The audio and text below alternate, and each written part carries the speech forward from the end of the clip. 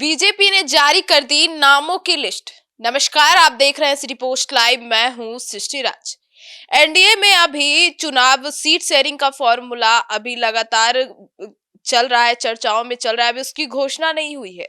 उसी कड़ी में आज बीजेपी ने नामों की लिस्ट भी जारी कर दी है। क्या है ये पूरा नाम और क्या है ये लिस्ट में, इसके ऊपर विस्तार में जानकारी देंगे मैनेजिंग एडिटर मुकेश कुमार सिंह। तो सर, आखिर बीजेपी ने किस चीज का लिस्ट जारी किया? देखिए सृष्टि जी, अब चुनाव जो है निकट है और चुनाव का बिगुल भी फूका जा चुका है। कांग्रेस की कहें तो प्रियंका गांधी ने मोतिहारी से चुनावी बिगुल फूक दिया और अमित शाह कल कैंप कर रहे थे किशनगंज इलाके में, जो सीमांचल का है वहां से। तो अब एक तरह से सभी पार्टियों ने जो है मोर्चा संभाल लिया है और चुनावी समर में अब सभी पार्टियां जाएंगी और इलेक्शन कमीशन जो है अब डेट की बात है, वो डेट की घोषणा करेंगे, इलेक्शन कमीशन से होगा और फिर आचार संहिता लागू हो जाएगी। तो आज जो है बीजेपी ने बिहार चुनाव अभियान समिति का गठन किया है और उनके तमाम सदस्यों की लिस्ट जारी की है। हम अपने दर्शकों को पहले यह जो लिस्ट में जितने लोगों का नाम है, जितने नेताओं का नाम है, वह बता देना चाहते हैं, क्योंकि बीजेपी का ये जो अभियान समिति है, चुनाव अभियान समिति, बहुत ही ताकतवर होता है और ये सारे लोग जाएंगे। 243 विधानसभा जो सीटें हैं वहां पर जाएंगे। इनमें से आधे से अधिक ऐसे लोग हैं जिनको स्टार प्रचारक के रूप में भी बीजेपी आगे इस्तेमाल करेगी। तो नाम देखिए, सबसे पहला नाम है दिलीप कुमार जायसवाल। तो डॉक्टर दिलीप कुमार जायसवाल प्रदेश अध्यक्ष हैं, बड़े चेहरे हैं। सम्राट चौधरी डिप्टी सीएम है। विजय कुमार सिन्हा वो भी डिप्टी सीएम है। और फायर ब्रांड हैं गिरिराज सिंह, नित्यानंद राय, राधा मोहन सिंह, मंगल पांडे, संजय जायसवाल, गोपाल नारायण सिंह, और इसके बाद देखिए रविशंकर प्रसाद, अश्वनी कुमार चौबे, राजीव प्रताप रूढ़ी। देखिए हालिया समय में राजीव प्रताप रूढ़ी का वजन काफ़ी बढ़ गया है। बिहार की सियासत में राजीव प्रताप रूढ़ी उतने महत्वपूर्ण नहीं थे और हम अपने दर्शकों को बताना चाहेंगे कि एक समय में एम्बुलेंस खरीदारी को लेकर और एम्बुलेंस के दुरुपयोग को लेकर काफ़ी हमलावर हुए थे बिहार में, जो है प्रतिपक्ष के जितने नेता हैं वे, और जवाब देना पड़ा था रूडी जी को। लेकिन बिहार में उनका उतना दबदबा नहीं रहा। लेकिन इस बार जो क्लब का चुनाव था उसमें जीत हासिल की उन्होंने। मुकाबला अमित शाह के एक और उम्मीदवार खड़े जो हुए थे वो अमित शाह द्वारा खड़े कराए गए थे, उनको शिकस्त दी रूढ़ी ने। इनको भरपूर मदद मिला विरोधी पक्षों का, कांग्रेस के नेताओं ने भी इनको मत दिया।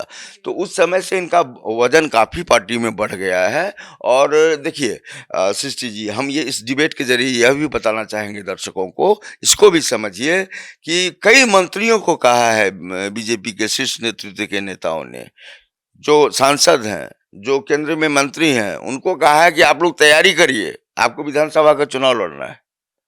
यानी बीजेपी के शीर्ष नेतृत्व के नेताओं ने मन बनाया है कि बिहार से जो नेता हैं केंद्र में, उनको चुनाव लड़ाएंगे, ताकि ये लोग चाह रहे हैं कि नीतीश कुमार के बदले अगर कोई नया चेहरा लाना होगा तो कौन सा लाएंगे।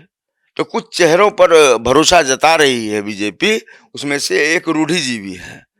हो सकता है कि रूढ़ी जी को भी चुनाव लड़ने के लिए कहा जाए। तो हम अब यहाँ से ही शुरू करते हैं। राजीव प्रताप रूढ़ी का नाम हमने बताया। अब देखिए सतीश चंद्र दुबे हैं, राजू भूषण निषाद हैं, प्रेम कुमार हैं, रेणु देवी हैं, जनक राम हैं, हरी सहनी हैं, ऋतुराज सिन्हा हैं, सैयद शाहनवाज हुसैन हैं, रमा देवी हैं, प्रदीप कुमार सिंह हैं, जनार्दन सिंह सिग्रीवाल हैं। इसके अलावा गोपाल जी ठाकुर, अशोक यादव, विवेक ठाकुर, शंभू शरण पटेल, श्रीमती धर्मशीला गुप्ता, कृष्ण कुमार ऋषि, अनिल शर्मा, कृष्ण कुमार मंटू। देखिए कृष्ण कुमार मंटू जो है मंत्री बने हैं, बीजेपी के विधायक हैं। और कृष्ण कुमार मंटू के बारे में बताएं कि नीतीश कुमार के बाद अगर कुर्मी समाज का कोई नेता बड़ा उभरा है तो वह कृष्ण कुमार मंटू हैं। उन्होंने कुर्मी रैली भी की थी हालिया समय में बिहार में, और उसमें काफ़ी जुटाव हुआ था, बड़ी संख्या में कुर्मी समाज के लोग आए थे। तो सेकेंड फेज के नेता के तौर पर, दूसरे लेयर के नेता के तौर पर कृष्ण कुमार मंटू को भी अब समाज ने देखना शुरू कर दिया है, कुर्मी समाज ने। उसके बाद देख लीजिए किनका नाम है, हरी माझी हैं, अशोक अग्रवाल हैं, राम नारायण मंडल हैं, वीरेंद्र चौधरी हैं, हरि माझी हैं, अशोक अग्रवाल हो ही गया, लाल मोहन गुप्ता भी हो गए, बीबी कुमारी, शीला प्रजापति, यूपी शर्मा, राजेंद्र चौपाल, उपेंद्र प्रसाद, राम कुमार राय, विश्वमोहन कुमार और अंत में है लल्लू वास्की। अब ये समझिए कितने लोगों की कड़ी हो गई, 45 नेताओं की लंबी फहरिस्त है ये चुनाव अभियान समिति में है। अब देखिए कितना ज्यादा तैयारी है बड़ी, सृष्टि जी ये तैयारी कितनी बड़ी है।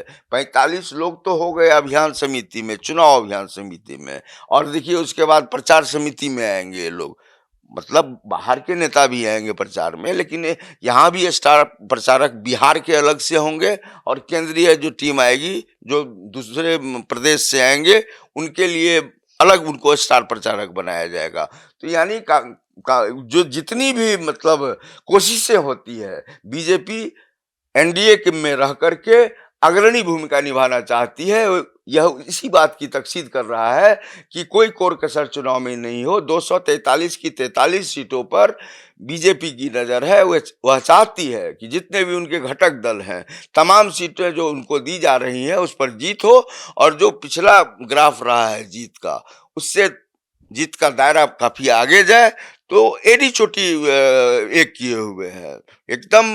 श्री जी इस बार बीजेपी की छोड़िए, कोई दल ऐसे नहीं है जो कड़ी टक्कर देने की स्थिति में नहीं है। आप देखिए ना महागठबंधन में कांग्रेस किस तरह से फ्रंट फुट पर खेल रही है, तेजस्वी यादव भी जमकर बल्लेबाजी कर रहे हैं। तो ये क्यों कर रहे हैं? उनको लग रहा है कि हम सरकार बना रहे हैं। ये लोग तो लगातार 20 साल से सरकार में है। कुछ समय के लिए तेजस्वी यादव भी सरकार में आए, 17 महीने की वह सरकार थी, लेकिन ये सरकार कितने समय की हो गई? 17 महीने को अगर छांट दें 20 साल से, तो इसके अलावा के सारे वर्ष तो एनडीए के ही हाथ रहा, एनडीए ने ही शासन किया है और नीतीश जी मुख्यमंत्री रहे हैं।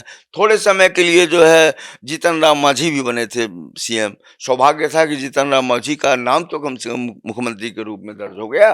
तो हम इस डिबेट के जरिए जनता को यह बताना चाहते हैं कि चुनावी शंखनाद बीजेपी ने कर दिया है, और आज जो चुनाव अभियान समिति है उनके तमाम सदस्यों की सूची जारी कर दी है। आगे देखना है कि स्टार प्रचारकों की सूची कब जारी होगी और किस तरह के और नए नए जो है प्रयोग भाजपा के द्वारा होंगे कि चुनाव कैसे जीतने हैं, हम लोग देखेंगे।